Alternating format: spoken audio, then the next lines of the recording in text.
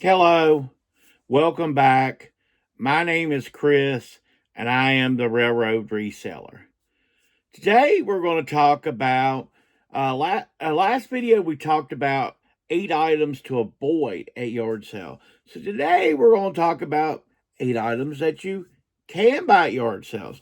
8 items that work out really well. And a matter of fact, I'm really going to address the kind of the right now, the next couple 3 months, okay? Because most people's yard sale season starts about May, ends about October. So about midway, it kind of needs to shift at a certain point. But right now, you need to be kind of looking for these certain items that will sell in the next 2 to 3 months. It'll have a nice, good window of sales, and your sell-through rate may not be the greatest when you look this stuff up. You may say, Chris, this only has a 20% sell-through rate. This only has a 12% sell-through rate. What is going to happen is this stuff is going to suddenly become popular. It's going to become the items that most people are looking for to buy in the next 3 or 4 months. So when you hear the list, it'll make sense. First of all, we've got holidays coming up. Now you just say, what? You just say Christmas just passed, Halloween, Thanksgiving. What holidays are coming up?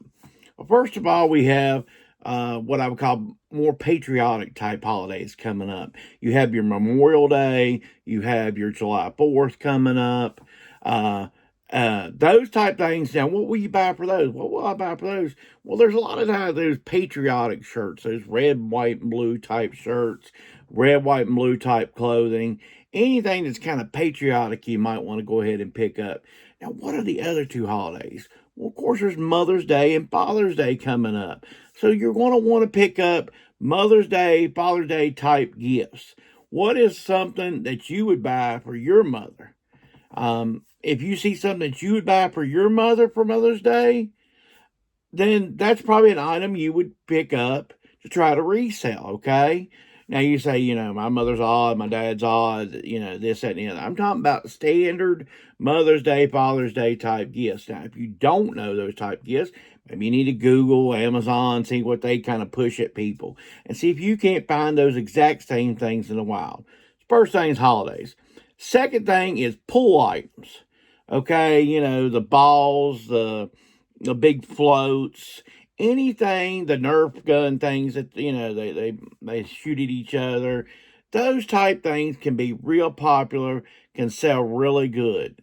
So definitely look for pool items, and right along the pool items, swimsuits. Okay, whether it's female swimsuits, swimming trunks, board trunks for guys. Look for swimming apparel. The nice thing about swimming apparel, it's so great, it's super lightweight. So your shipping costs are almost nothing. But definitely look for pool items and swimsuits. The next thing I look for is always vintage electronics. Small things that, like Sony Walkmans, things like that, even your boom boxes and stuff like that.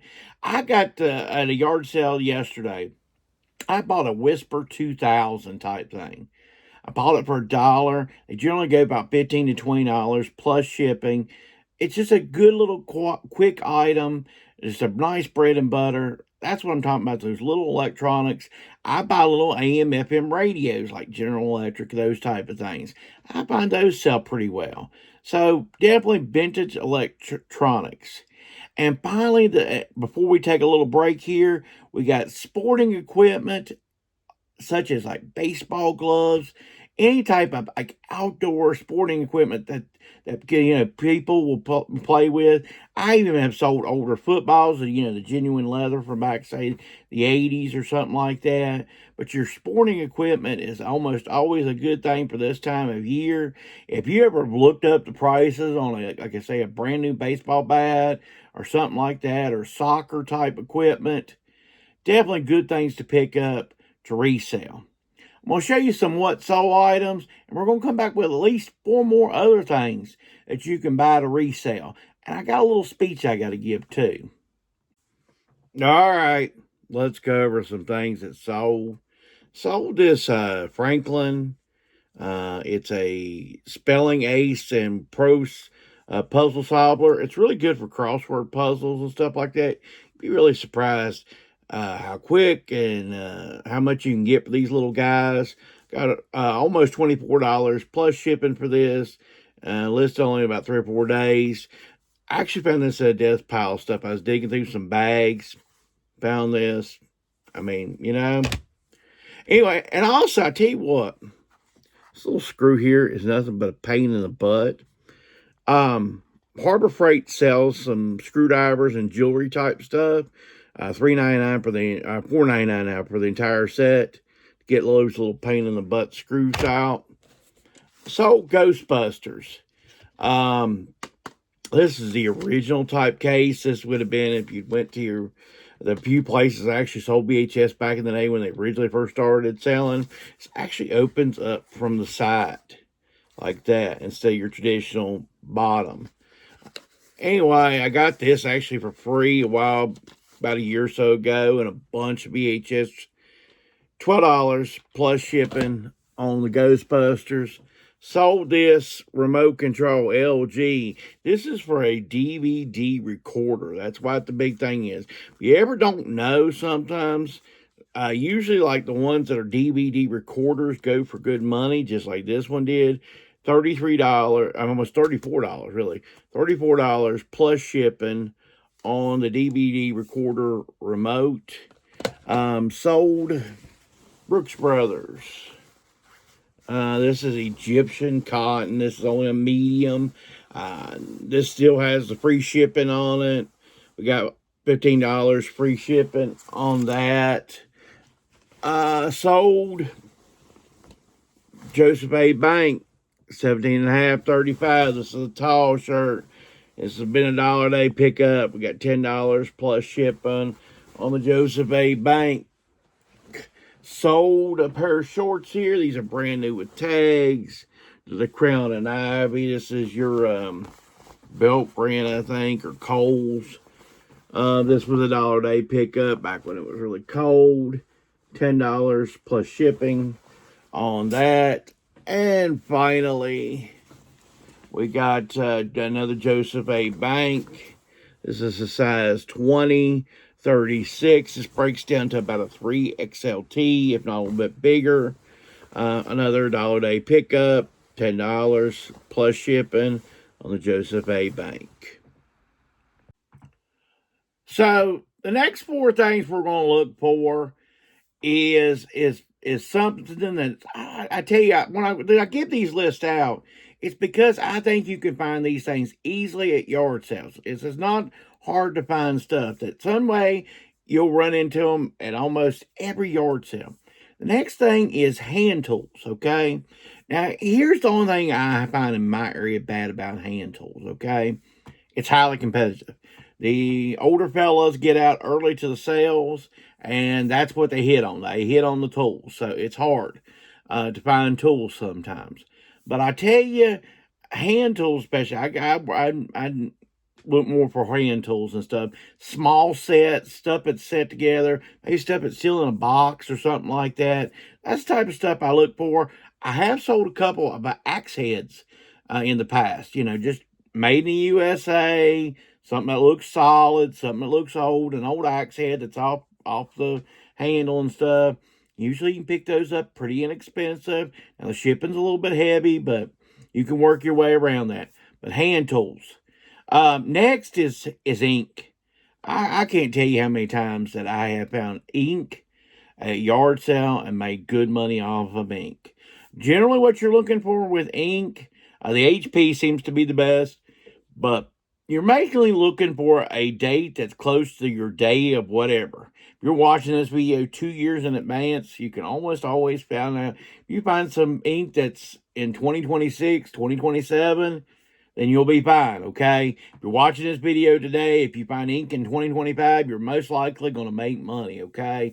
Now, if you find ink, say, 2 or 3 years ago, probably okay still. If you find ink from, say, 2015, probably not very good. You need to leave it. But ink is a really good item. It's easy to ship as long as it, you want new sealed. You don't want knockoff stuff. The HP, the Espen, how you say it, and Canon. Those are the type of brands you're looking for with ink. And of course, toner, exactly the same kind of deal. And that stuff has UPCs on it. If you're not 100% sure, just try to swipe you a scan of it off your eBay app and see what happens. The next thing is kids' book slots, those type of things. Because what's going to happen with kids' books a lot of times, and you want a lot, not just this odd book, that odd book. If there's not a stack of, say, 7 or 8 or something, or a set of something, just don't fool with it. I'm not talking about your one here, one offs. I'm talking about a set. But I have always done well because a couple things are going on here. First of all, you're going to come up on the summer where the kids are out and parents want them to be reading. So they want them something to read. They get them a little set. Hey, my kid maybe can get through this set through the summer. Also, you have people that are homeschooling kids that would like to have a nice little set of books that they can teach them to read from. Those type of things. I've always had success. You just don't want to pay a lot. Most time people at yard sales don't ask a lot for kids' books. So just like the perfect example. They can pay off. Usually most sets go for like, say, $20-$30. You pay $2 to $3. Not very hard. Lastly, my last thing is going to be vintage toys. Toys, I just don't overpay on them. But most of the time, most toys do really well. I find the Fisher-Price aren't quite as well as some of the other toys. But there's a lot of the older toys I just sold. You're going to see this, probably know what sold.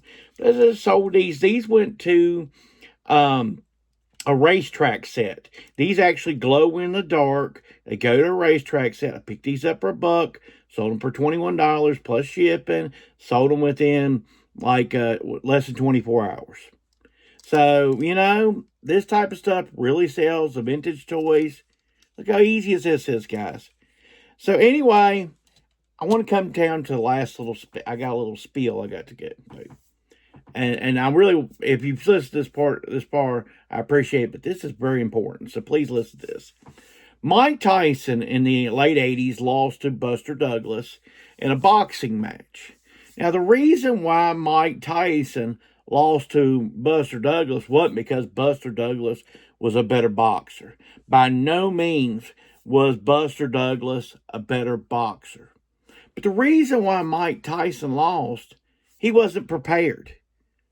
You've got to go into anything, a situation, being prepared and having a game plan. Because if you're not prepared and you don't have a game plan, you're going to get knocked on your butt. And that's what happened to Mike Tyson. Because 6 months later, when he was prepared for Buster Douglas, when he had a game plan for Buster Douglas didn't stand a chance. He beat him. So always go in with a game plan. Have you, something that you might have to audible at some point, okay? You might have to call a second thing. I'll give you a second example real quick. I'm a Virginia Tech fan, okay? About 2014, season 2014, we played Ohio State in the Horseshoe, okay? Virginia Tech wasn't that good that year. But we had a quarterback that had transferred to us that hadn't had a lot of time on the playing field. So there really wasn't a lot of film on him. But guess what? Once again, Ohio State wasn't prepared. They didn't have a game plan. They figured they were Ohio State. They were at home playing. They had Urban Meyer as their coach. They were going to be great. There was not going to be any problems. And they got put on their butt. They lost that game like 35-21 to Virginia Tech. And really, Virginia Tech just came in there and blew them out because they weren't prepared for the quarterback. They weren't prepared to play Virginia Tech. That same Ohio State team, though, learned from that. And this is another thing. You need to learn from your mistakes. That Ohio State team won the national championship, folks. So they learned from not being prepared and not having a real game plan. And they still won the national championship. And my other example, Mike Tyson did come back and win the world boxing title again. So you've got to be prepared, have a game plan, or you'll get knocked on your butt. I hope you like these suggestions. I hope you like a little pep talk. Have a great week, and thanks for watching, folks.